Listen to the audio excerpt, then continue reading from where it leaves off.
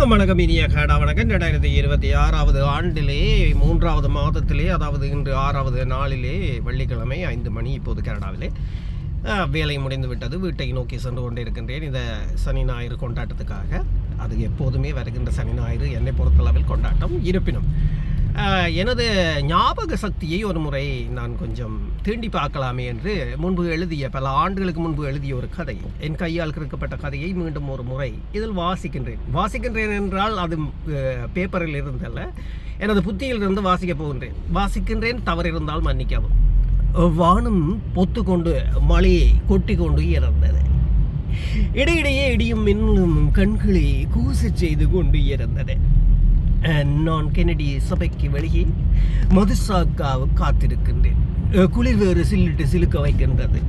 மதுசா மிகவும் அழகானவள். அவளை ஒரு நாள் காணாவிட்டால் கூட எனக்கு பைத்தியம் பிடித்துவிடும் போல் இருக்கின்றது.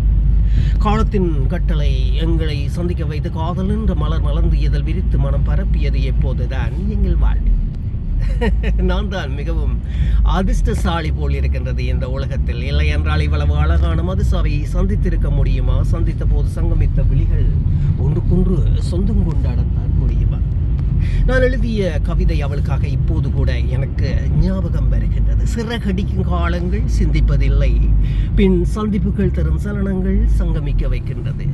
சிறகடிக்கும் காலங்கள் சிந்திப்பதில்லை, பின் சந்திப்புகள் தரும் சலனங்கள் சங்கமிக்க வைக்கின்றது.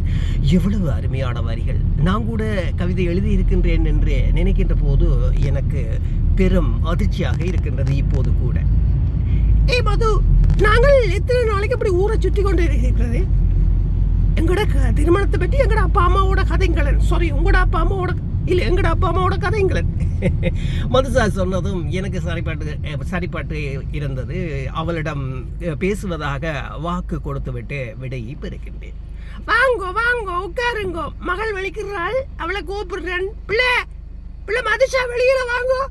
அம்மா சொல்லி முடித்ததும் தங்க ரதம் போல் வெளியில் வந்தாள் மகிஷா.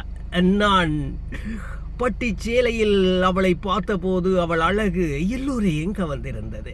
இப்போது அப்பா குரலை சிறுமிக் கொண்டு பேச ஆரம்பித்து, ஒரு நல்ல நாளா பார்த்து கல்யாணத்தை வைக்க வேண்டியதுதானே. அதுக்கிடையில் உங்களோட விடயங்களை சொன்னீங்கள் என்றால் அதுக்கேற்ற மாதிரி கல்யாணத்தை நடத்தலாம். வேறொன்றும் இல்லை. பிள்ளைக்கு $10,000 சீதனம் தாங்குவோம். மற்றது பிள்ளைக்கு தேவையான நகையெல்லாம் போடணும். மற்றது பிள்ளைக்கு வெல்வேர் வருதில்லை. அப்பா பேசி முடித்ததும் அம்மாவுக்கு கோபம் வந்திருக்க வேணும் போல் இருக்கின்றது. மதுசாவின் அம்மா இப்போது பேச ஆரம்பித்தார். நீங்கள் என்ன கேட்கிறீர்கள்? பிள்ளைக்கு வெல்வேறு வருது கேட்கிறீர்கள், சீதனம் கேட்கிறீர்கள், நகை கேட்கிறீர்கள். இந்த இதுகளெல்லாம் வேணுமென்றால் லவ் பண்ண முதல் கேட்டு போட்டு லவ் பண்ணி இருக்கணும். காதலிக்க முதல் இதுகளை கேட்டிருக்கணும். அதை விட்டுட்டு அதுக்கு பத்தாதுக்கு வெல்வேறு வருது. பிள்ளை என்ன செய்ய போறாள்? உங்களை வீட்டை வந்து வாழ போறாள், அவளும் வேலை செய்கிறாள். அப்புறம் என்ன பிரச்சனை உங்களுக்கு? இப்போது எல்லோரும் நிசப்தமாக இருந்தார்கள். அப்பா மீண்டும் பேச தொடங்கினார். நான் என்ன உங்களுக்கு கேட்குறேன், நாளைக்கு உங்களோட பிள்ளைகளால் நல்லா இருந்தால் உங்களுக்கு தான் அது சந்தோஷமாக இருக்க போகுது. நாங்கள் எங்களுக்கு கேட்கல. இப்படி செய்ய முடியாதென்றால் நீங்கள் கூப்பிட்டு அனுப்பி இருக்கக்கூடாது எங்களை. அப்பா பேசிக்கொண்டே இருந்தார். எனக்கு ஒன்றுமே புரியவில்லை. கல்யாணம் செய்ய போகும் நான் எனக்கு சீதனம் வேண்டாம் என்று தான் சொல்லுகின்றேன். ஆனால் என் அப்பா அம்மா பேச்சு கேட்கவில்லையே. இவர்கள் பழமையில் ஊறி போனதாலா? எனக்கு ஒன்றுமே புரியவில்லை. ஆனால் ஒன்று மட்டும் புரிகின்றது. நான் மதுசாவை நிமிர்ந்து பார்த்து சொல்லுகின்றேன், மதுசா, நிச்சயமாக எங்களுக்கு ஒரு நல்ல வாழ்க்கை இருக்கின்றது. அதுக்குள் சீதனம் இருக்காது, காசு இருக்காது. நாம் நிம்மதியாக வாழ்வோம்.